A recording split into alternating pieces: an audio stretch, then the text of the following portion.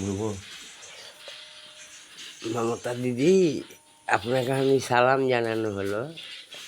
কথা হলো যে বয়স্ক লোক ৭৭ বছর হয়ে গেছে, এখন পর্যন্ত বৃদ্ধ ভাতা পাই না।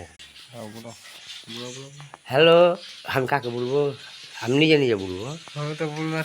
হ্যাঁ, সালাম জানে।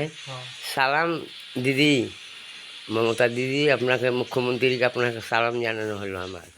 কথা হলো দিদি, আমরা মূর্খ লোক, দুটা কথা বলবো আপনাকে।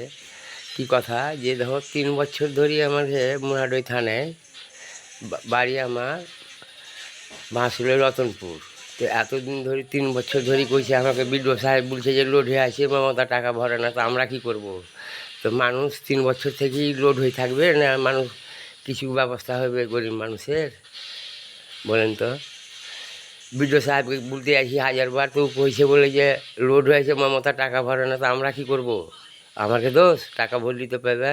তো 3 বছর থেকে লোড হয়ে থাকবে, আবার ফের নতুন হালে 1 বছর হয়ে গেছে, আমরা এখন পর্যন্ত টাকা পাই না। কোনো লোক মরেই গেল ধরেন।